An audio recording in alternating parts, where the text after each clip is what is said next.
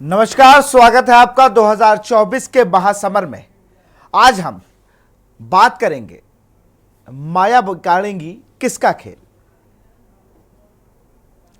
लोकसभा चुनाव का बिगुल बजते ही सभी राजनीतिक पार्टियां जहां अपनी जीत सुनिश्चित करने के लिए एक तरफ जहां जोड़ तोड़ कर रही हैं, वहीं प्रत्याशियों के चुनाव में भी शय और मात का खेल जारी है। बीजेपी जहां 5वीं लिस्ट जारी करने वाली है, वहीं कांग्रेस ने भी अपनी चौथी सूची जारी कर दी। इस बीच बहुजन समाजवादी पार्टी ने भी यूपी की 16 सीटों के लिए उम्मीदवारों की घोषणा करी और अपनी पहली लिस्ट जारी कर दी। इस लिस्ट में 7 मुस्लिम उम्मीदवारों के नाम हैं। ऐसे में संभावना जताई जा रही है कि इससे इंडिया गठबंधन के दल यानी कांग्रेस समाजवादी पार्टी को नुकसान हो सकता है। संभल से समाजवादी पार्टी ने जियाउर रहमान वर्ग को वोट दिया है। अमरोहा से कांग्रेस नेता दानिश अली को उम्मीदवार बनाया है। आंवला से बसपा ने आबिद अली सपा में थे। उन्होंने अखिलेश यादव पर एक बड़ा आरोप भी लगाया था कि उनको मुसलमानों का वोट तो चाहिए, लेकिन मुसलमान को टिकट नहीं देना है। पीलीभीत से समाजवादी पार्टी ने भगवत सिंह गंगवार, ये भदोई के रहने वाले हैं और इन्हें बरेली के रहने वाले हैं भगवत सिंह गंगवार, और इन्हें पीलीभीत से समाजवादी पार्टी ने उतारा है। बता दें कि पश्चिमी उत्तर प्रदेश में मुस्लिम वोट के साथ दलित और जाट वोट है, लेकिन यादव वोट नहीं। जयंत चौधरी एनडीए के गठबंधन के साथ हैं। ऐसे में अखिलेश यादव और कांग्रेस की निगाहें मुस्लिम वोटरों पर हैं, लेकिन मायावती द्वारा 7 मुस्लिम उम्मीदवारों को उतारे जाने के बाद इस बात का खतरा बढ़ गया है कि इंडिया गठबंधन के घटक दल यानी कांग्रेस और समाजवादी पार्टी के इन सीटों पर नुकसान झेलना पड़ सकता है। आज इसी पर चर्चा करेंगे।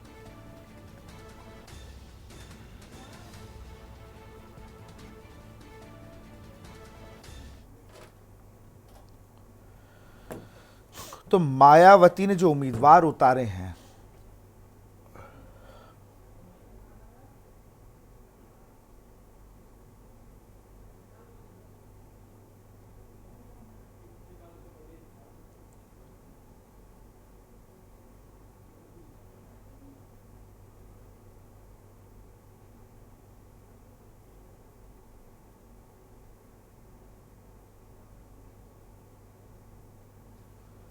मायावती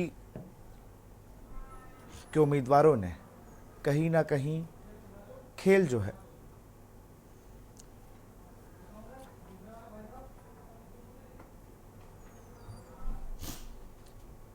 खेल को बिगाड़ा है। अब ये खेल बिगड़ता कितना है ये देखना होगा। इस खेल में कितना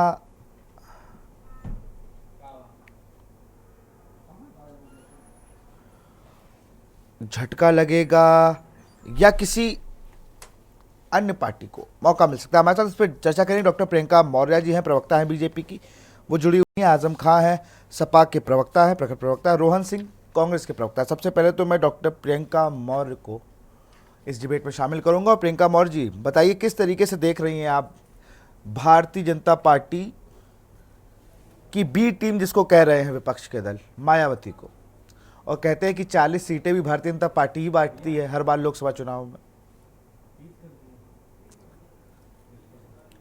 प्रियंका जी।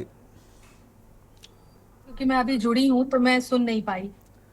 मैं ये कह रहा हूं कि लगातार विपक्ष एक बात कहता है कि बहुत ये बी टीम की तरह बसपा आप काम करने लगी, और 40 तक सीटें जो हैं, जो टिकट वितरण है, वो भी संघ कार्यालय से ही हो जा रहा है। भारतीय बहुजन समाज पार्टी बीएसपी की बात कर रहा हूं मैं। देखिए, विपक्ष विपक्ष के पास कहने के लिए क्या बचा है? विपक्ष तो सारा एकजुट हो करके 26 गुट जो इंडिया अलायंस इन्होंने बनाया है, आपसी तनाव में बहुत जी रहे हैं, लेकिन फिर भी ये अलायंस में ये लोग पूरा प्रयास कर रहे हैं कि उल जुलूल बातें कर रहे हैं। इसका कोई मतलब नहीं है, क्योंकि इस बार 24 में फिर से मोदी की सरकार आने वाली है, जिसको जितनी बातें करनी है, जितना विरोध करना है कर ले। इस देश की जो जनता है वो विकास पे इस बार फिर से वोट करेगी और तीसरी बार फिर से मोदी जी को ले आएगी।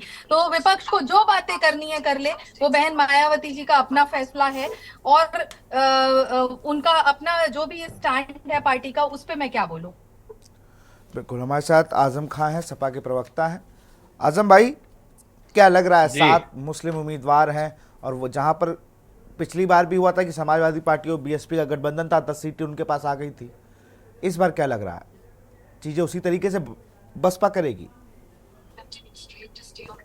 मैं भी भाजपा की प्रवक्ता को सुन रहा था, तो वो कह रही हैं, हम लोग तो यही नहीं कह रहे हैं, बी टीम इनके पास बहुत सारी है। इनकी पहली बी टीम तो ईडी है, दूसरी बी टीम इनकी सीबीआई है, तीसरी बी टीम इनकी बहुत सारी बना दो। चुनाव आयोग कहीं ना कहीं इनके लिए काम करता है। तो बी टीम इन्होंने इतनी ज्यादा पैदा कर रखी है, क्योंकि इनको अपनी ई टीम पे भरोसा ही नहीं है। अगर इनको भरोसा होता कि 400 पार 370 पार का, तो ये सब नाटक करने की क्या जरूरत है।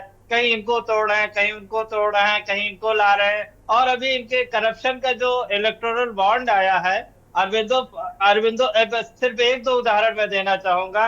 अरविंदो फार्मा के शरद चंद्र रेड्डी अरे एक इनसे दिन पूछ गिरफ्तार होते, लीजिए आज कि खुद गिरफ्तार की होते ए हैं। टीम का क्या है। एक सबको दो अपनी उदाहरण पार्टी सुन ले में मिला मैडम, ज्यादा करके उदाहरण सुधार सुनेंगे करके तो आपको चले खुद हैं। ही शायद और लगेगा इस कि देश कहाँ से के दो ये कहाँ युवराज से जो जिन हैं, जिन इससे बाहर आ पहले भी गया। साथ में चुनाव एक लड़ दो चुके हैं उदाहरण और सुन जनता ले, देख अच्छा चुकी है। लगेगा आपको भी जनता कि नकार क्या चुकी है आप क्या लोगों को। पार्टी में और इतना आप ही के करप्शन है। पार्टी के एक अध्यक्ष दो जी ने उदाहरण कहा सुनना चाहिए कि एक एक करके कांग्रेस दोनों लोग कोई अपनी बहुत बात रखें। बालू प्रियंका बालू जी, है, उस पे प्रियंका जी, आग पहले लगाने आजम जी को अपनी बात की कंप्लीट कर लेने दी, फिर साथ मैं आपके पास आ बैठेंगे। जाऊंगा। तो आपके पास ना तो ए कोई प्लान है, ना तो बी कोई प्लान है। और जो प्रियंका जी, मैं दलवार आपको है, रोकूंगा, माफी के साथ आपको रोकना चाहूंगा। पहले आजम खां को अपनी बात को पूरा कर लेने ए दीजिए। टीम इतनी हावी होती है तो क्योंकि शायद उसे इतने सारे बी टीम की जरूरत नहीं पड़ती। मेरा मानना सिर्फ और एक मुझे उदाहरण लगता आप है सुन अगर लें। आप लोगों ने कार्य किया अरविंदो होता तो आप फार्मा लोगों को प्लान बी ईडी बना करके उनके सबके साथ डायरेक्टर को गुट ईडी बना करके नहीं चलना गिरफ्तार पड़ता। करती है हर बार 10 आप लोग गुट नवंबर बना करके 2022 चलते को, और हर बार और उनकी पट्टे 5 दिखाते करोड़ हैं। का बॉन्ड चला जाता है 21 नवंबर 2022 को, और कुल 34 करोड़ का बॉन्ड ईडी अरविंदो फार्मा खरीदती है। क्यों खरीदती है? जबकि शराब घोटाला में पहले उसी को किंग पिन कह रहे थे ये, अब आज ये केजरीवाल को किंग पिन कह रहे हैं। मतलब इनका जांच में किंग पिन भी बदलता रहता है। अगर जांच एजेंसियां इस तरह से काम करेंगी तो उनके ऊपर उंगली उठेगी, और वो उंगली सरकार के ऊपर ही उठेगी और किसी के ऊपर नहीं उठेगी। विपक्ष के ऊपर नहीं उठा सकती है, आपकी विपक्ष ईडी का वेजा इस्तेमाल कर रही है। ठीक है, रहा सवाल बहन मायावती जी, वो उनका अपना दल है, वो अपना काम कर रही है। जो इस वक्त लड़ाई है वो संविधान के रक्षक और संविधान के भक्षक के बीच में है। और जो लोग सेकुलरिज्म और लोकतंत्र को बचाना चाहते हैं वो यकीनन इंडिया अलायंस के साथ खड़े हैं, समाजवादी पार्टी के साथ खड़े हैं, कांग्रेस के साथ खड़े हैं। जी जो कांग्रेस के प्रवक्ता है उनसे भी पूछ लेते हैं। क्या रोहन जी, अभी जैसे मैं प्रियंका मौर्य को सुन रहा था, उन्होंने कहा कि भाई 2 युवराज फिर से निकले हैं यूपी का सैर करने, मिलना कुछ नहीं है। विशाल जी, प्रियंका जी का तजुर्बा रहा होगा इसलिए वो ऐसा कुछ कह रही होंगी, लेकिन है मेरा क्या क्या ना कि तजुर्बा रहा है, ये तो उत्तर प्रदेश ने देखा सुनिए है। वो प्रियंका मेरा जी, तजुर्बा अपनी नहीं है, वो प्रियंका जी, आपके नेताओं का तजुर्बा है। बिल्कुल मैं मछली बाजार का आदी नहीं हूँ, नहीं इसलिए नहीं, मैंने तो बीच में नहीं आपने बोला था। आपने नहीं, आपने ये चीज कहा है कि मेरा तजुर्बा है। ये तो उत्तर कुछ प्रदेश गलत की बोला जनता था, ने देखा ना, गलत आपके बोला था दोनों क्या? युवराज मैं साथ में जब निकले आप थे तो मुझे क्या अपनी बात परिणाम तो थे। कहने देंगी ना? बिल्कुल बात तो आप कहने कहिए देंगी। कहिए कहिए। शुक्रिया शुक्रिया। तो विशाल जी, होता क्या है कि भारतीय जनता पार्टी का जो अनुभव है शासन का, ये बिल्कुल नया नया है। अभी इन्होंने 10 साल में जितना करना था इन्होंने कर लिया। इन्होंने 10 साल में जो इनसे हो सकता था इन्होंने वो सारा सब कुछ किया, और अपने क्षमता अनुरूप पूरे विपक्ष को तोड़ने की कोशिश करी। बॉन्ड के जरिए पैसे कमाए, वसूली का बिजनेस किया, सारी चीजें करी। लेकिन भारत की जनता अपने जो होता है कि जब देश 47 में आजाद हुआ तो लोगों ने कहा कि यूनिवर्सल फ्रेंचाइज दी जाए कि ना दी जाए, सबको वोट देने का अधिकार दिया जाए ना दिया जाए। तो जवाहरलाल नेहरू जी ने एक बात कही थी कि भारत की जनता अपना अच्छा बुरा बहुत बेहतर समझ पाती है। तो ये मुझे भारत की जनता पे भरोसा है कि जब ये चुनाव होगा तो ये भारत जनता तय करेगी कि इनका साथ खड़ा होना है। ये लड़ाई बाइनरी में होती चली जाएगी पूरे देश में। एक तरफ वो लोग होंगे जो नरेंद्र मोदी जी को बचाना चाहते हैं दोबारा आ जाए, और एक वो होंगे जो भारत बचाना चाहते होंगे। और जो बूथ के अंदर वोट डालने जाएगा वोटर, वो भी उसी तरह का, उसका भी आइडिया, उसका भी माइंडसेट एकदम क्लियर होगा कि उसको क्या करना है। तो ये लड़ाई बहुत सिंपल है, इसमें ज्यादा परेशानी की मतलब कि इसलिए बात भी नहीं है क्योंकि जैसे 77 का दौर था, बिजली का खंभा भी खड़ा होगा चुनाव जीत जाएगा। तो बहन जी हो या कोई भी आए उससे कोई फर्क नहीं पड़ने वाला। चुनाव ये बहुत निश्चित जीता हुआ चुनाव है, इंडिया गठबंधन के लिए, इसीलिए नरेंद्र मोदी जी सारी इस तरह के काम कर रहे हैं, जो अभी जिस तरह से विपक्ष के दलों को परेशान कर रहे हैं, मुख्यमंत्रियों को गिरफ्तार करके जेल भेज रहे हैं। जी विशाल जी, क्या कहेंगी प्रियंका जी? आपने दोनों प्रवक्ताओं को सुना और हमलावर तो आप ही की तरफ रहेंगे, ईडी को, लेकिन ये बात सही भी है कि आप लोग सिर्फ जो ईडी की कार्रवाई हो रही है इस पे सिर्फ और सिर्फ विपक्ष के ही नेता क्यों बार बार पिसे जा रहे हैं?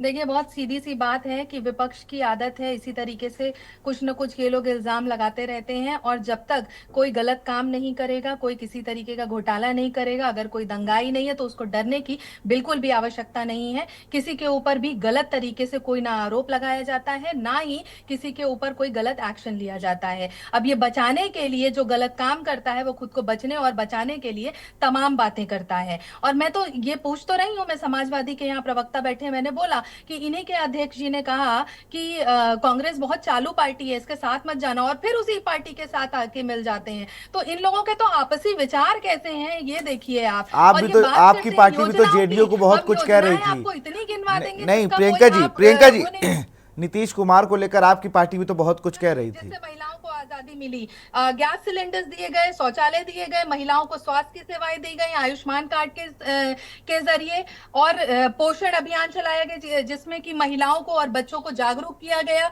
महिलाओं के स्वास्थ्य से लेकर स्वावलंबन से लेकर के महिलाओं को समृद्ध बनाने के लिए हर एक जितनी भी योजनाएं निकली जिसमें गरीब, किसान, नौजवान और इस देश की महिलाओं को प्रायोरिटी दी गई। तो ये कार्य अगर इन लोगों ने भी किया होता तो शायद ये जनता के दिल पे राज कर रहे होते। आज इनको जनता इसीलिए नकार रही है क्योंकि ये न्याय यात्रा निकालते हैं, और जितना ये न्याय यात्रा पे चलते हैं इनके नेता, उतना ही इनके जो अपने लोग हैं जिन पे अन्याय हुआ है उनकी आंखें खुलती हैं और वो लोग अपनी इन्हीं की पार्टी से अलग होने लग जाते हैं। तो ये लोग न्याय की बात करते हैं जिन्होंने 70 साल से लगातार इस देश की जनता पे अन्याय किया है। तो इस देश के यशस्वी प्रधानमंत्री ने विकसित भारत की सिर्फ बात नहीं की, इस देश को विकसित बनाया है, चाहे वो इंफ्रास्ट्रक्चर हो, चाहे वो महिलाओं को जागरूक करने के लिए हो, महिलाओं को स्वावलंबन करने के लिए हो, चाहे हम बात कर ले आईआईटी की, एम्स की, एयरपोर्ट की, वंदे भारत ट्रेनों की।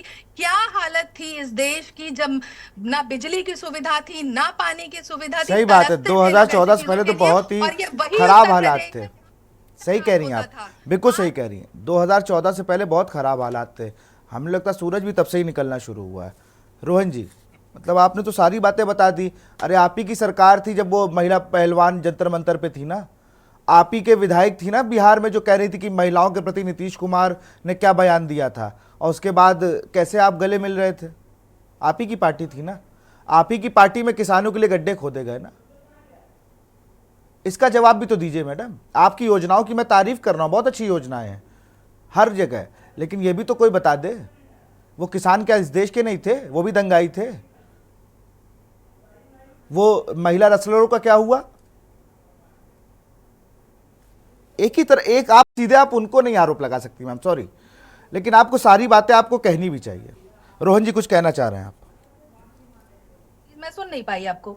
नहीं, मुझे आप नहीं सुन पाई, मैं फिर से कह दे रहा हूं। आप कह रही थी कि महिलाओं के लिए जितनी योजनाएं हैं और इस देश में बिल्कुल कुछ नहीं था, विकसित हुआ, बहुत अच्छी बात है, बहुत देश आगे बढ़ रहा है और अच्छे नेतृत्व में बढ़ रहा है, मैं कह रहा हूं उस चीज को। लेकिन क्या देश उस तरफ आगे नहीं बढ़ा? जंतर मंतर पे महिला पहलवान इतने दिन धरना प्रदर्शन के जिन्होंने देश के लिए मेडल लेके आए, क्या तब वो दर्द नहीं दिखा भारतीय जनता पार्टी को? क्या वो दर्द तब नहीं दिखा जब किसान आंदोलन कर रहे थे, 780 किसान मर गए? और यही नीतीश कुमार जो आप कह रही थी ना कांग्रेस चालू पार्टी, किसी ने बयान, आपने बयान किसी अध्यक्ष का जिक्र किया, यही बयान को लेकर भारतीय जनता पार्टी, सुशील मोदी और तमाम नेता ये कह रहे थे कि इस व्यक्ति को तो उम्र हो गई है, इसको कुछ नहीं पता, ना जाने क्या क्या कहा गया। एक ही मंच पे बैठे दिखे थे ना सब लोग। आज सरकार चला रहे ना, इंडिया घटक दल का हिस्सा है वो। तो मैम ये भी तो अभी हो रहा है, पहले तो नहीं हुआ इतना। देखिए, ये जो आप बातें कर रहे हैं इसमें किसी का भी अपराध अभी सिद्ध नहीं हुआ है, तो ये गलत चीज है जिसको आप ये बोल रहे हैं। और दूसरी बात मैं बोल नहीं रहा हूं, मैं तो पूछ रहा हूं। अरे मैं थोड़ी आरोप लगा रहा हूं। अरे जंतर मंतर पे पहलवान धरने पे बैठे थे ना, हाँ या ना? हाँ या ना में जवाब दे दीजिए। आप इनसे जरा पूछ लीजिए, प्रियंका गांधी के जो सचिव हैं उन पे आए दिन महिलाओं का अरे हजरतगंज में 7 मुकदमे हैं संदीप सिंह के ऊपर, हम तो और चिल्ला चिल्ला के कह रहे हैं। और आखिरी तो अर्चना गौतम ने लिखा है जो मेरठ से चुनाव लड़ी थी। आरोप सिद्ध हो पाया? आप बताइए ना मुझे, कोई आरोप क्या सिद्ध हो पाया है? आप प्रियंका जी, अगर आप बोल रहे हैं तो इसका जवाब हम देते हैं प्रियंका जी। प्रियंका जी, इसका जवाब हम देते हैं ना। प्रियंका जी दीजिए, रोहन जी जवाब दीजिए। इतनी आरोप के बाद भी संदीप सिंह तो पार्टी चलाने का आरोप है कि संदीप सिंह फैसले लेते हैं, वो सिर्फ एक पपट की तरह काम करती हैं। प्रियंका गांधी सारे बड़े फैसले पार्टी में लेने लगे थे। इसका जवाब दीजिए ना कि महिला कार्यकर्ता लगातार आरोप भी लगा रहे हैं उन्हीं के ऊपर। संदीप सिंह जो निजी सचिव हैं उन पर यह आरोप लग रहा है और कई बार FIR भी हो गई, कभी वो पेश नहीं हुए, कभी मीडिया वालों को मार देते हैं। तो भाई एक निजी सचिव की इतनी हैसियत कांग्रेस पार्टी में बढ़ कैसे गई? विशाल जी, होता क्या है, राजनीति में आरोप और प्रत्यारोप बहुत सारे होते हैं, कई बार लगते भी हैं। अर्चना सुनिए ना पूरी, प्रियंका जी पूरी बात। राजनीति और महिला पहलवान दो अलग बात हो गई। अर्चना गौतम जी क्या थी, वो मॉडल थी, पॉलिटिक्स में आई, कांग्रेस उनको चुनाव लड़वाया, सारी चीजें थी। कोई संतुष्ट हुआ, कोई नहीं संतुष्ट हुआ। 70 साल 80 साल से आप हमको बताएं शासन करें, हम लोग 1885 से हिंदुस्तान में। प्रियंका जी पूरी बात खत्म करने दीजिए। भारत में उत्पन्न सारे राजनीतिक दल कांग्रेस के अंदर से निकल कर आए। कांग्रेस में हमेशा जवाहरलाल नेहरू के पिताजी मोतीलाल नेहरू जी खुद कांग्रेस से अलग होके अलग दल बना लिए थे। कांग्रेस में लोग अलग होना या विरोध करना ही स्वाभाविक चीज है, क्या डेमोक्रेसी है। झाकी कर रहे थे, इसकी FIR है, इस पे आप बोल के दिखाइए। बिल्कुल सही बात है, इस पे जवाब दीजिए ना कि संदीप सिंह पर FIR इतनी है। अच्छा मैं कह रहा हूँ FIR मत करिए, हम कह रहे हैं FIR हो गई है, अब जांच भी ना करे। अरे पद से ही हटा देते, प्रियंका गांधी पद से ही हटा देती। वो तो लड़की हूँ लड़ सकती हूँ का नारा देती हैं, और जो लड़कियों पर इतना अत्याचार कर रहा है उसको निजी सचिव बना के बैठाए। हटा दे पार्टी से, अरे पार्टी के निजी सचिव पद से हटा दे उसको। ये फैसला भी नहीं ले पा रही प्रियंका गांधी। प्रियंका जी के निजी सचिव और उसका कांग्रेस का दो अलग मुद्दा है, इसको एक में नहीं मिलाया जा सकता। अब के अर्चना जी ने प्रियंका जी से संपर्क स्थापित करने के लिए निजी सचिव से संपर्क किया, नहीं पार्टी के अपने ओपन चैनल से, अपने फोरम में। तो हम पार्टी के प्रवक्ता है, पार्टी के उस पर बात करेंगे। प्रियंका जी निजी सचिव है, उस पर प्रियंका जी का निर्णय है, उस पर हमारा तरफ से कुछ कहा नहीं जा सकता। लेकिन पार्टी का जो नियम है, पार्टी का जो संविधान है, पार्टी के जो कार्यकर्ता है, उसके लिए पार्टी उसी तरह प्रतिबद्ध है, उसके सारे पदाधिकारी प्रतिबद्ध हैं। और हम लोगों ने चाहे राजस्थान से लेके आंध्र प्रदेश और तेलंगाना तक जहां कहीं भी जो भी मुद्दे होते हैं, कभी कोई फोरम पे उठता है, इस पे हमेशा कार्रवाई हुई है। राजस्थान 24 घंटे के अंदर बलात्कारियों को पकड़ के सजा दिलाने का काम किया गहलोत सरकार ने। हम और लॉ एंड ऑर्डर के अगर NCRB के आंकड़ों की तुलना करेंगे तो आपको भी पता चल जाएगा, उत्तर प्रदेश में सारा न्याय की खानापूर्ति से बुलडोजर चला के हो रही होती है। अंकिता भंडारी का उत्तराखंड का मामला सबने देखा, और हरियाणा में गोपाल कांडा इनके क्या मंत्री बने हुए, जिनका बहुत प्रसिद्ध मामला था जिसमें एयर होस्टेस ने आत्महत्या कर ली थी। ब्रजभूषण शरण जी का मामला आपके सामने मौजूद है, कुलदीप सेंगर जी का मामला आपके सामने। अरे कुलदीप सेंगर तो जेल में है, आधे लोग तो जेल में ही है। ये लोग तो हटाए गए ना, कुलदीप सिंह सेंगर पार्टी से निकाले गए। तमाम नेताओं पर जो आरोप लगे, निजी संदीप सिंह पर क्यों नहीं कार्रवाई हो पा रही है? जब रेप होता है तो मजा ले लेना चाहिए, और ये तब की बात। प्रियंका जी निकला आपके यहाँ पर बड़े नेता से लेके शीर्ष से लेके आपका, प्रियंका जी हमारे यहाँ कब कहा जा सकता कि प्रियंका जी ने या राहुल जी ने गलत शब्द बोले महिलाओं के प्रति? लेकिन आपके यहाँ तो 50 करोड़ की गर्लफ्रेंड, जर्सी गाय से ऊपर से धारा शुरू होती नीचे तक बहते हुए आती है। आपके बिहार के प्रदेश अध्यक्ष लालू जी के लिए कितनी गंदी बात बोली, आप कैसे डिफेंड कर सकती हैं प्रियंका जी? आप बताइए, आप डिफेंड कर सकती हैं सम्राट चौधरी ने जो बोला लालू जी के लिए? आप कहेंगे यहाँ सही बोला है? आप मुझे बताइए, मणिपुर में महिलाओं को नग्न करके सड़क पे परेड कराई जा रही थी, आपने उस पे बोला अभी तक 1.5 साल हो गया नरेंद्र मोदी जी गए नहीं, मणिपुर चल रहा है। कहाँ से नैतिक बल है आपके पास ये सवाल उठाने का? रही बात कांग्रेस का रिकॉर्ड रहा है इस मामले में अच्छा काम करने का। न्याय यात्रा, इतनी जो न्याय यात्रा निकाल रहे हैं, इस न्याय यात्रा में क्या बात भागते कैसे जा रहे हैं आपकी पार्टी छोड़ करके? और अरे अब आप समझिए कि कैसे भाग जा रहे हैं आप लोग पूरा गुंडाई करा रहे हैं। प्रियंका जी कहीं कोई भाग नहीं रहा है, अब बेचारा क्या करे? सुनिए ना, सुनिए तो बताते हैं बिल्कुल। मैं जरा सपा के प्रवक्ता की भी राय ले लेता हूँ। विनोद जी, रोहन भाई आपको भी रोकूंगा और प्रियंका जी आपको भी रोकूंगा। आजम खान साहब, आपकी तरफ से ये कहा गया कि पार्टी की तरफ से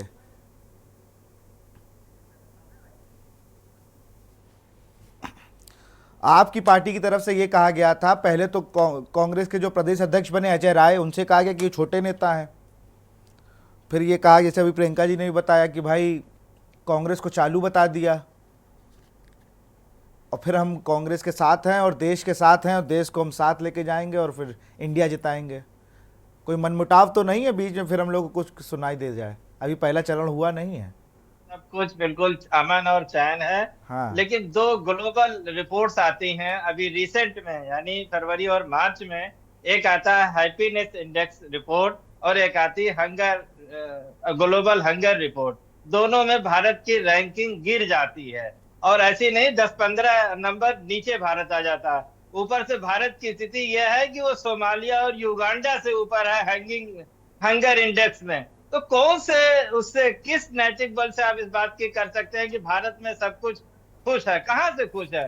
अब आप कहेंगे ये हम ग्लोबल मानते नहीं है। दो ग्लोबल रिपोर्ट्स हैं जो ये भारत को बता रहे हैं कि भारत में हंगर इंडेक्स यानी भारत में भुखमरी बढ़ गई है और दूसरे भारत में लोग खुश नहीं हैं। अब जब दो चीजें ऐसी हैं तो उसके बाद कहां से अच्छाई आ सकती है? कहीं से कोई किसी तरह का फेवरेबल माहौल नहीं है। ये सिर्फ भाजपा का प्रोपेगेंडा माहौल है और ईडी और सीबीआई है और ये इन लोगों को चुनाव में बहुत अच्छे से पता चल जाएगा कि आने वाले समय में जनता इनको जवाब दे देगी कि आपके प्रोपेगेंडा और झूठ का जवाब जनता देगी। जनता इस बात के लिए तैयार बैठी है। वो 60 लाख युवा भी तैयार बैठा है जिसे अभी रात भर सड़कों पे स्टेशनों पे घूमना पड़ा और उसका पेपर लीक हो गया। तो कोई भी पिछले 7 सालों में 11 पेपर लीक हुए हैं, यानी ये सरकार एक भी परीक्षा संपन्न नहीं करा सकी और कहती है हमारी कानून व्यवस्था बहुत अच्छी है। अरे जिस सरकार की कानून व्यवस्था अच्छी होगी वो एक पेपर नहीं करा सकेगी। ये सरकार की नाकामी नहीं है। अभी जो पेपर लीक हुए हैं फरवरी में 3 पेपर लीक हो जाता है, तो ये सरकार की नाकामी नहीं मानी जाएगी? विशाल जी आप बताएं, सरकार की नाकामी है या नहीं है? ये तो सरकार पूरी तरह से नाकाम है। सिर्फ शब्दों में सरकार चल रही है। डाटा चूंकि पीएमओ से मॉनिटर्ड होते हैं। बिल्कुल, मैं रोकूंगा, फाइनल कमेंट लूंगा मैं प्रियंका से फाइनल कमेंट लूंगा। अच्छा ठीक, प्रियंका जी जवाब दीजिए पहले कि इतनी मजबूत कानून व्यवस्था के बाद पेपर क्यों लीक हो रहे हैं? और आप तो हमें लग रहा है जो रिपोर्ट इंडेक्स रिपोर्ट आई है उससे कहीं ज्यादा आप खुश नजर आ रही हैं। आप उनके बयानों पर हंसती नजर आ रही, तो मुझे लग रहा है कि आप हाँ ये प्रशासन की नाकामी है। इतनी सीरियस बात वो कर रहे हो और आप ये प्रशासन की नाकामी है, एक बहुमत वाली सरकार की नाकामी है। ये नकल करवाते थे और भर्तियों में सबसे अरे ज्यादा मैडम ये कहने से बचा नहीं जा सकता था, किताब खुलवा के नकल कराते थे। अपनी नाकामियों से आप बच नहीं सकते हैं क्योंकि वो 60 लाख युवा दिन रात किसी तरह से यात्रा करके स्टेशनों पे पहुंचा है। मुश्किल से जवाब ले लेते हैं, जवाब ले ले फिर पेपर लीक हो गया, उसके ऊपर से उस पर लाठीचार्ज भी किया गया। आजम भाई जवाब ले लेते हैं ना, जवाब ले ले, जवाब भी तो ले। मतलब प्रियंका जी जवाब दीजिए। मैं जवाब दे तो रही हूँ। पेपर अरे आप जवाब जब दे रही, जब वो बोल रहे हैं तो हाँ यहाँ तो सुनाई नहीं दे रहा है। बोल तो रही हूँ कि इनकी सरकार में क्या होता था। ये तो किताब खोल करके नकल करवाते थे और पैसे के दम पर ये लोग ले आते थे, पैसा लेते थे और लोगों को नौकरियां देते थे। ये समाजवादी का कल्चर है। इसीलिए आप पेपर लीक करा रही हैं। क्या भाजपा इसलिए पेपर लीक करा रही है? कंट्रोल हुआ है और जवाब दे लेने दीजिए। आजम जी जवाब दे लेने दीजिए। मामले में कुछ नहीं चलता। यहाँ पे जिसके अंदर योग्यता है पेपर क्यों लीक हो रहा है? सवाल ये है, सवाल ये नहीं है हमारा। और ये पेपर लीक मामले पे सरकार पूरी तरीके से इसका विरोध करती है कि ये जो हो रहा है और इस पे पूरी नैतिकता के अधिकार पे पूरे ठीक तरीके से इसको ठीक कराने का हर एक प्रयास वो कर रही है कि कैसे इसको रोका जा सके। बिल्कुल, आप सबको रोकना चाहूंगा। सीधी तस्वीर हम दिखा रहे हैं। सीएम योगी आदित्यनाथ गोरखपुर पहुंचे हुए हैं होलिका दहन कार्यक्रम में। इसी तस्वीरें आप देख रहे हैं। होते हुए होलिका दहन के इस कार्यक्रम को सत्य, न्याय और धर्म की विजय को इस उपलक्ष्य में हर्ष और उल्लास के साथ, उमंग और उत्साह के साथ मनाते हुए आगे बढ़ती है। हम सब इस बात को जानते हैं, जहां भक्ति है वहां स्वतः ही शक्ति होती है। भक्ति और शक्ति का इस समन्वय होलिका दहन के अवसर पर भी हम सबको देखने को मिलती है। अत्याचारी, अन्यायी कितना भी बड़ा क्यों न हो, कितना भी शक्तिशाली क्यों न हो, उसका अंत सुनिश्चित है। और इसी संकल्प के साथ भक्त प्रहलाद ईश्वर की भक्ति के साथ ही सन्मार्ग पर चलते हुए लोक कल्याण का मार्ग का अनुसरण करता है, और परिणाम है स्वयं ईश्वर भगवान विष्णु के एक अवतार के रूप में, नरसिंह अवतार के रूप में इस धराधाम पर अवतरित होते हैं।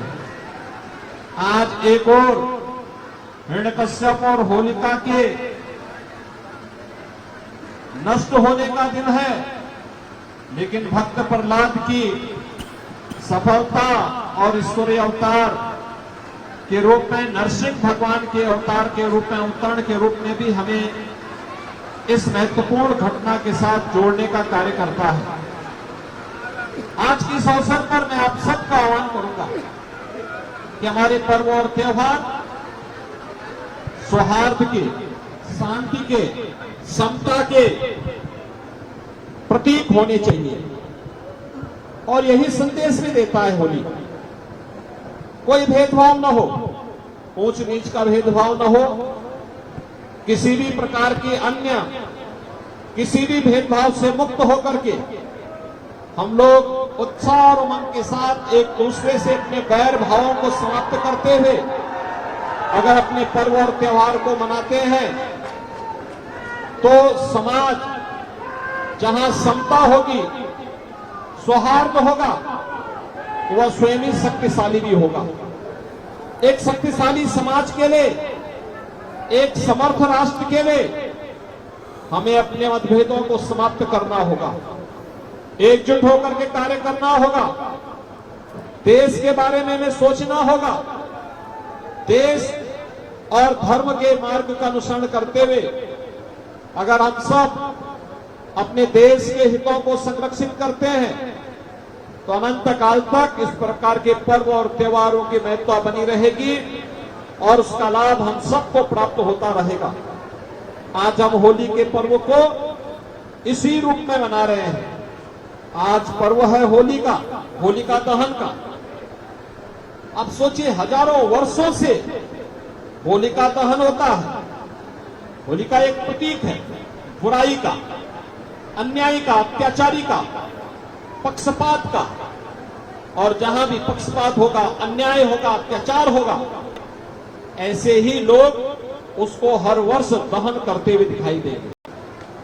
होलिका दहन, हिरण्यकश्यप का वध उसी परंपरा का द्योतक है, जिस परंपरा में हम रावण का हर वर्ष पुतला जलाते हैं। विजयादशमी जब भी आती है, हर गांव में, हर शहर में, हर कस्बे में हम लोग इस पर्व को उसी रूप में मनाते आए हैं। और आज और फिर ईश्वरीय अवतार के रूप में भगवान नरसिंह का अवतरण, भक्त प्रहलाद को सफलता के मार्ग पर अग्रसर करने के लिए उनका आशीर्वाद प्राप्त होना, उस परंपरा को और भी मजबूती प्रदान करता। और उसी उत्साह और उमंग के लिए सब हमारा जो सकल सनातन धर्मावलंबी है, होली के पर्व को रंग भरे उत्सव के रूप में उत्साह और उमंग के साथ मनाता है। हजारों वर्षों की इस विरासत को आज आप इतनी भव्यता के साथ, उत्साह और उमंग के साथ, बिना किसी शासन प्रशासन के सहयोग के, स्वतः स्फूर्त भाव के साथ 97 वर्षों से मनाते आ रहे हैं। मैं होलिका दहन समिति के सभी पदाधिकारियों को हृदय से इसके लिए धन्यवाद देता हूं, उन्हें आयोजन के लिए बधाई भी देता हूं। होली की मंगलमय शुभकामनाएं आप सबके प्रति व्यक्त करता हूं। इस अवसर पर लंबे समय तक होलिका दहन समिति का नेतृत्व करने वाले श्री ओम प्रकाश पटवा आज जो हमारे बीच में नहीं है, आज मैं उनको अपनी विनम्र श्रद्धांजलि भी अर्पित करता हूं। अभी कुछ महीने पहले उनका शरीर शांत हो गया, लेकिन एक लंबे समय तक उन्होंने होलिका दहन समिति को नेतृत्व दिया था और इस परंपरा को जीवित रखा। आज के इस अवसर पर एक बार फिर से आप सबसे कि आज ये शोभा यात्रा यहां से निकलेगी, होलिका दहन के लिए इस शोभा यात्रा के माध्यम से आप लोग नगर क्षेत्र में जो परंपरागत रूट होगा उसका पालन करते हुए इस शोभा यात्रा का भाग बनेंगे। कहीं भी कोई ऐसा कृत्य न हो जो उत्साह और उमंग को बाधित करता हो, अनावश्यक रूप से टकराहट पैदा करता हो। हमारा प्रयास होना चाहिए कि हम शांतिपूर्ण तरीके से उत्साह और उमंग के साथ अपने पर्व और त्योहारों को मनाएंगे तो लंबे समय तक इसकी महत्ता बनी रहेगी। ये लोगों एक आम जनमानस की आस्था और भक्ति का केंद्र बिंदु बना रहेगा और हमें स्वयं इन ईश्वरीय अवतारों का आशीर्वाद भी प्राप्त होगा, जिसके लिए हजारों वर्षों की इस विरासत को हम सब आज संभाल करके लेकर के चल रहे हैं। ये हमारी एक समृद्ध परंपरा है, हजारों वर्षों की परंपरा, हजारों वर्षों की परंपरा, यानी ये सतयुग का वो कालखंड जिसके बारे में दुनिया जानती नहीं, लेकिन हम सनातन धर्मावलंबी पर्व और त्योहारों के माध्यम से इसको जोड़ करके सजो करके आने वाली विरासत को, आने वाली पीढ़ी को एक विरासत के रूप में, उपहार के रूप में दे करके फिर जाते हैं। 97 वर्ष पहले ही आपने यहाँ पे यात्रा आपके पूर्वजों ने निकाली होगी, अलग अलग समय में अलग अलग लोगों ने इस यात्रा को चलाया होगा और आज फिर एक नई पीढ़ी इस शोभा यात्रा के साथ जुड़ करके उसका साक्षी बन रही है। आज के इस अवसर पर आप सबको मैं एक बार फिर से होलिका दहन के अवसर पर भगवान के एक महत्वपूर्ण अवतार नरसिंह अवतार के अवतरण के अवसर पर, भक्त प्रहलाद की सफलता के इस आयोजन के अवसर पर हृदय से बधाई देता हूं, होली की मंगलमय शुभकामनाएं देता हूं और विश्वास व्यक्त करता हूं कि आप सब लोग इस पर्व और त्योहार को इसी उत्साह और उमंग के साथ आयोजित करके इस अपने समृद्ध विरासत को आगे बढ़ाने का कार्य करेंगे। आप सबके प्रति मेरी मंगलमय शुभकामनाएं। धन्यवाद। जय जय श्री राम।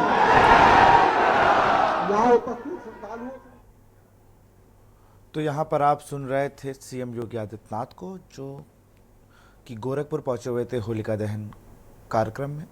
यहाँ से एक यात्रा भी निकलेगी जिसको लेकर भी काफ़ी कड़े निर्देश दिए योगी आदित्यनाथ ने। उन्होंने कहा कि जिस तरीके से हम पीढ़ियों दर पीढ़ियों इस यात्रा में शामिल हो रहे हैं, उसी तरीके से आप लोग भी जिस शांतिय स्वभाव की तरह हम लोग बहुत आराम से दर्शन करते हैं, पूरे नगर में भ्रमण करते हैं, वैसे ही जैसे पहले करते थे वैसे ही करेंगे। ऐसा कोई भी काम नहीं करेंगे जिससे कि किसी को परेशानी हो। ये सीधी तस्वीरें भी आप देख रहे हैं।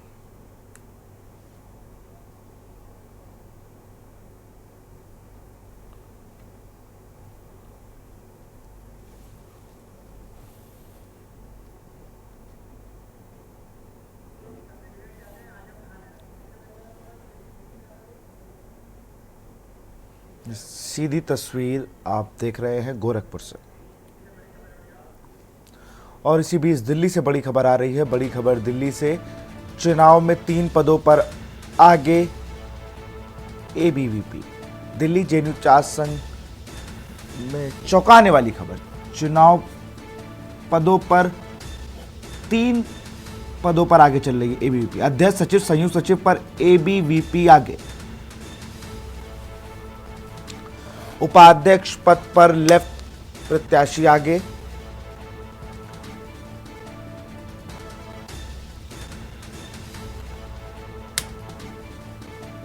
चुनाव में 3 पदों पर आगे चल रही है एबीवीपी।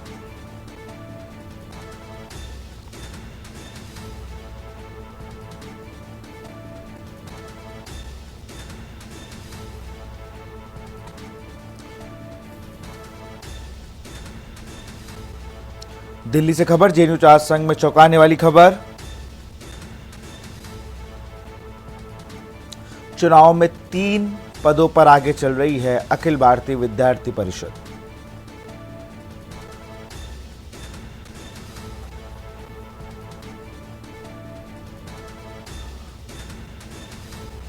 सचिव पद पर अगर बात की जाए तो गोविंद दांगी चुनाव लड़ रहे हैं और लेफ्ट से अगर बात की जाए तो मोहम्मद साजिद लेफ्ट की तरफ से प्रत्याशी हैं।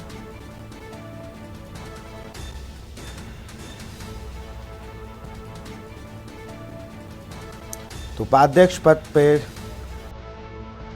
लेफ्ट के प्रत्याशी आगे चल रहे। सीधे फिर से आपको गोरखपुर ले चलते हैं।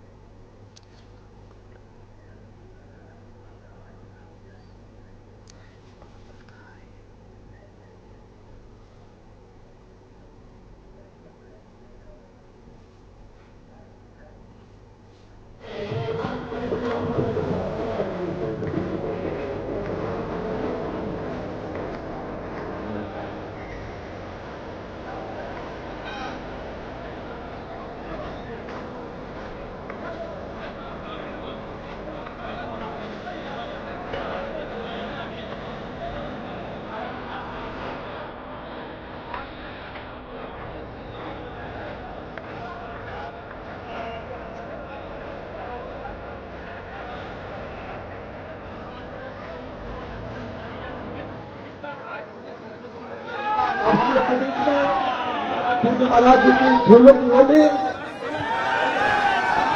बड़ी शुभकामनाएं।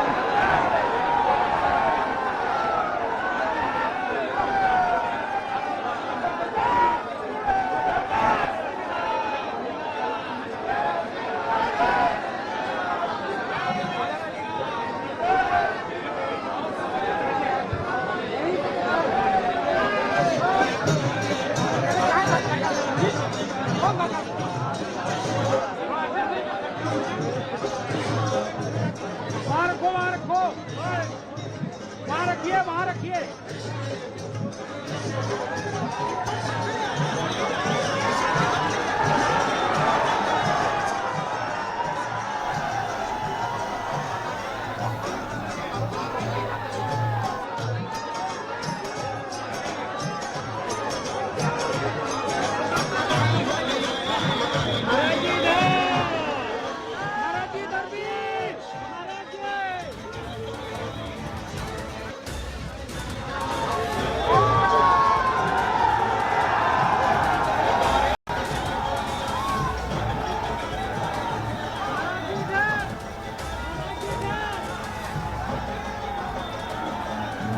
होली दहन कार्यक्रम में पहुंचे हैं सीएम योगी आदित्यनाथ और जो वहां लोग मौजूद हैं उन पर पुष्प वर्षा कर रहे हैं। सीधी तस्वीरें आप देख रहे हैं।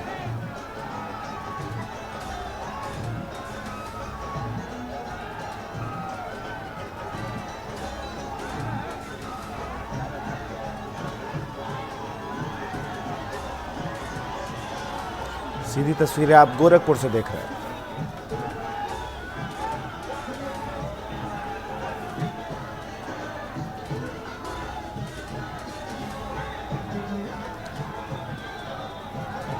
होलिका दहन कार्यक्रम में सीएम योगी आदित्यनाथ मौजूद और लोगों पर पुष्प वर्षा कर रहे हैं और लोगों का अभिवादन स्वीकार कर रहे हैं।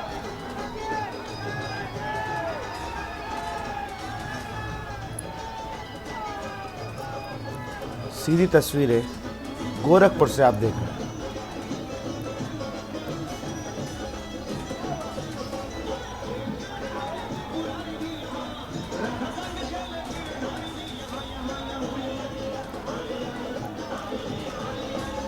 सीधी तस्वीरें आप गोरखपुर से देख रहे हैं।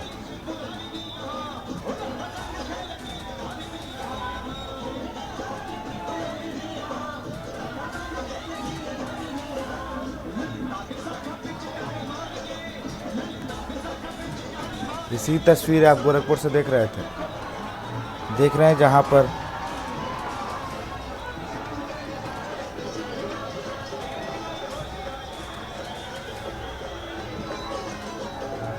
गोरखपुर से CM Yogi Adityanath live footage देख रहे हैं।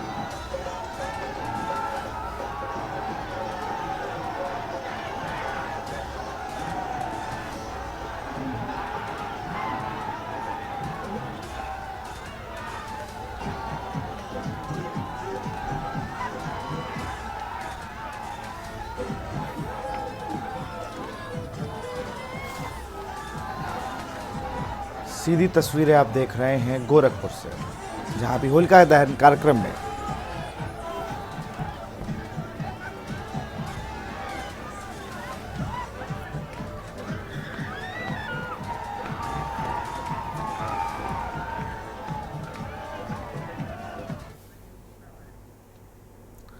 वापस आते हैं 2024 के महासमर में। हम चर्चा कर रहे थे कि बहन जी ने जो कैंडिडेट की लिस्ट जारी की है, पहली सूची, उससे कितना ज़्यादा इंडिया गठबंधन को नुकसान या फिर भारतीय जनता पार्टी को फायदा हो सकता है। हमारे साथ राजनीतिक विश्लेषक मनीष गुप्ता जी जुड़ चुके हैं। मनीष जी, बहुत बहुत स्वागत है आपका के न्यूज़ में। मनीष जी, क्या राजनीतिक गुणा भाग है जो ये 16 नामों की लिस्ट है, ये कितना डेंट करेगी या कितना हाइप अपने वोटों को वापस करेगी, या दर्शकों को आप समझा दें। देखिए, जिस तरीके से मायावती जी ने 7 मुसलमान उम्मीदवार उतारे हैं, ये स्पष्ट नजर आ रहा है कि मुसलमान वोटों पर अब मायावती जी अपना एफर्ट लगा रही हैं। जिस तरीके से दलित वोटों पर चंद्रशेखर ने डेंट लगाने की कोशिश की, उनको छीनने की कोशिश की, तो मायावती भी उसी चाल चलते हुए समाजवादी पार्टी से जो पीडीए का उनका दांव था उसकी हवा निकालने में लगी हुई है। ये फर्क ये है कि क्या मुसलमान मायावती जी पर उतना भरोसा कर पाएंगे, मेरा प्रश्न ये है। तो लेकिन आया क्या प्रेम आ गया। ठीक। अगर एक मुसलमान कैंडिडेट खड़ा हो जाता है जब, और अगर वो प्रतिष्ठित पार्टी से और प्रतिष्ठित कोई नामचीन नेता होता है उस क्षेत्र का, मैं सिर्फ एक विधानसभा या लोकसभा की बात कर रहा हूं, तो उसकी जिम्मेवारी होती है जीतना, और उसके मुसलमान साथी, रिश्तेदार, मित्र, परिवार सर्कल चाहता है कि वो जीते, चाहे वो किसी पार्टी से हो, चाहे भाजपा से हो, कांग्रेस से हो, समाजवादी पार्टी से हो। ऐसे में जिस सीट पर एक मजबूत मुसलमान कैंडिडेट खड़ा हो और उसके जवाब में समाजवादी पार्टी को या तो मुसलमान उतारना पड़ेगा या उसको कोई दूसरा जो कैंडिडेट होगा, वो उसमें से अगर मुसलमान वोट माइनस हो जाते हैं तो उसको निश्चित रूप से डेंट होता है। तो ऐसे में 7 मुस्लिम कैंडिडेट को उतारने से मायावती जी ने दांव खेला। उसमें कहीं ना कहीं बीजेपी की छाप नजर आ रही है।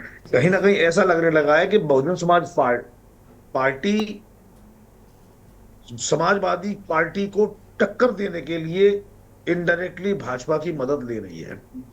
बहुजन समाज पार्टी को लगता है कि उसकी असली दुश्मन समाजवादी पार्टी है, भाजपा नहीं है, और इसी का छाप है ये आज की जो है कैंडिडेट की लिस्ट।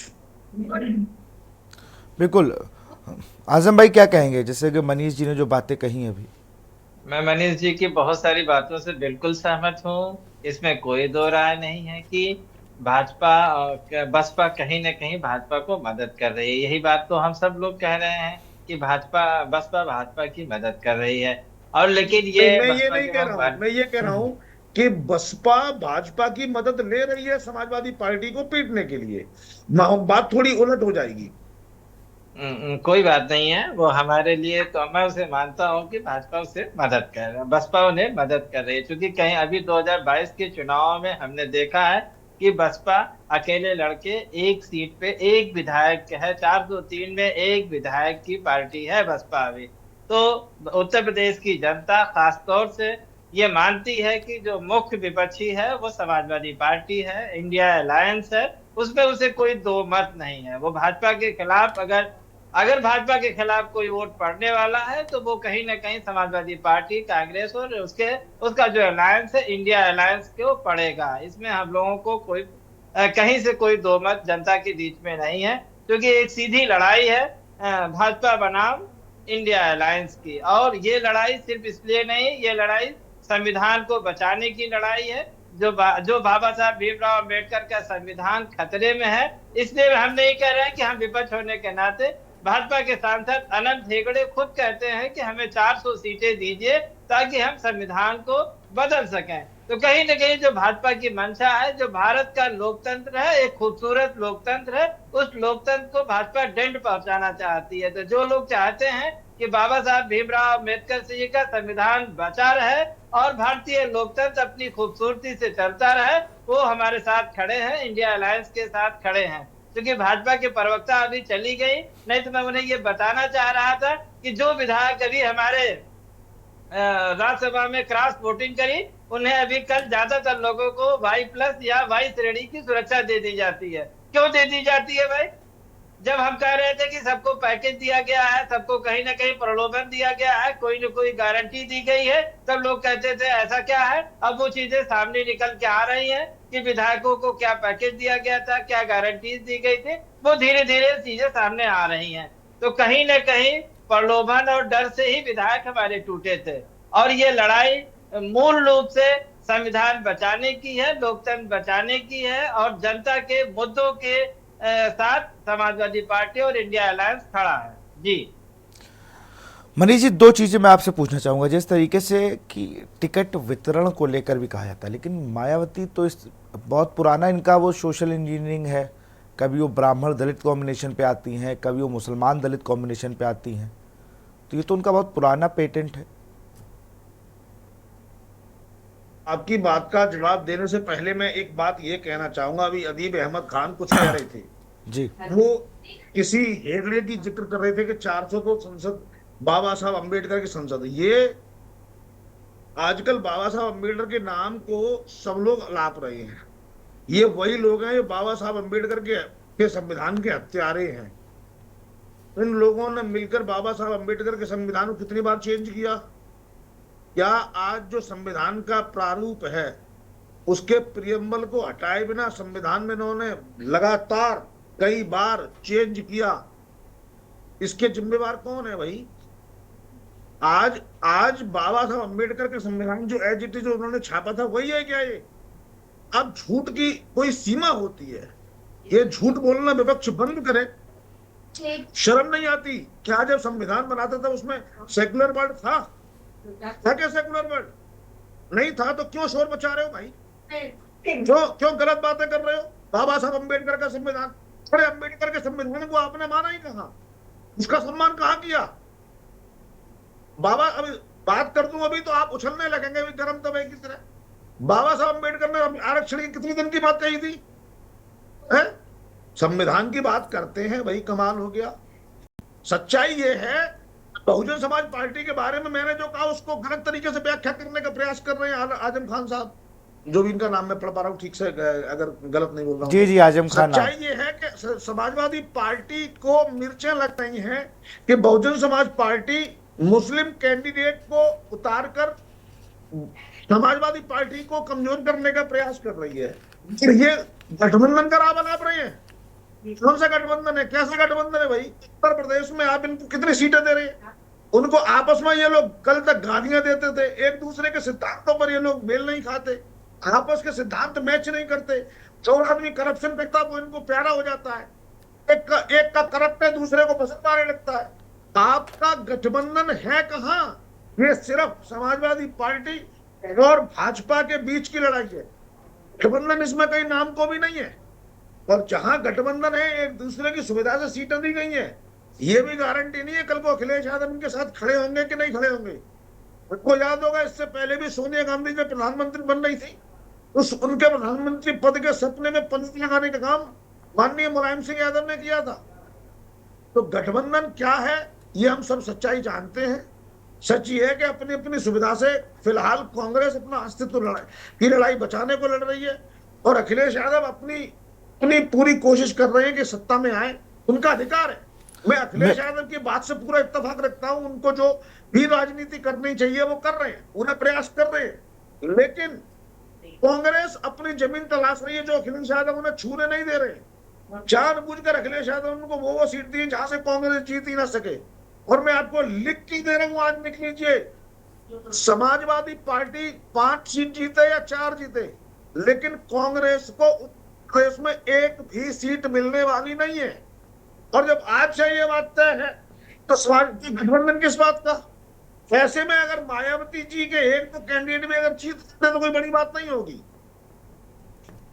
मैंने आपसे जो सवाल किया ना मनीष जी, उसमें ये था कि ये पुराने ट्रेंड पर बसपा वापस जा रही है क्या? कभी सोशल इंजीनियरिंग के तहत ब्राह्मण दलित को कॉम्बिनेशन से उतरती है, इस बार दलित बैकवर्ड और मुस्लिम कॉम्बिनेशन के साथ उतर रही है 2024 में। देखिए, एक वक्त ऐसा था जब मायावती जी के जो पूर्व नेता थे बसपा के, माननीय काशीराम जी, उन्होंने नारा लगाया था, मिले मुलायम काशीराम हवा में उड़ गए जय श्री राम। ठीक है, इतनी पक्की दोस्ती कि इस गठबंधन का मुख्यमंत्री एक बार नहीं 2 बार बना, टकराव भी हुआ। लेकिन जैसे ही मायावती जी के जान पर हमला हुआ, नेताजी के लोगों ने हमला करवाया, उनकी जान लेने की कोशिश की, तब से मायावती जी ने जीवन का एक ही लक्ष्य बना लिया, समाजवादी पार्टी को धूल में मिला देना। आप एक स्त्री के अस्तित्व की रक्षा कर, आप सत्ता में हैं, रक्षा करने की बजाय आप जो है उसके साथ इस तरीके से व्यवहार कर रहे हैं। वो मान मायावती जी कभी नहीं भूली। चाहे बुआ और बबुआ का गठबंधन भले ही बना हो, तब भी उनका जो रुख था, उसके बाद जो रुख था, वो अपमान, वो क्रोध मायावती जी के दिल में आज भी है। बिल्कुल, और ये देखना, बिल्कुल बिल्कुल मनीष जी सही कह रहे हैं आप कि ये जो चीज़ें हैं वो कहीं ना कहीं दर्शा भी रही हैं। अब क्या होता है ये तो जनता तय करेगी 4 जून को। बहुत बहुत शुक्रिया मनीष जी आपका, और भी जो अन्य मेहमान हमारे साथ जुड़े थे, डॉक्टर प्रियंका मौर्य, उनका भी धन्यवाद। आजम भाई आपका भी बहुत बहुत शुक्रिया, और रोहन सिंह जी आपका भी बहुत बहुत शुक्रिया। हम लोग बात कर रहे थे बहन मायावती यानी बहुजन समाज पार्टी की तरफ से 16 जो नाम दिए गए हैं प्रत्याशियों के, वो किसको डेंट करेंगे। क्या यहाँ पर इंडिया गठबंधन के वोट कटेंगे या मुसलमान वोट जो है वो बटेगा। ये सब रणनीति बनाने पर पार्टियां आ चुकी हैं, और किस तरीके से कहाँ कौन से प्रत्याशी उतारने हैं, लिस्टों का जारी होने का दौर अब शुरू हो चुका है। फिलहाल 2024 के महासमर में इतना ही। देखते रहिए के न्यूज़ इंडिया। नमस्कार।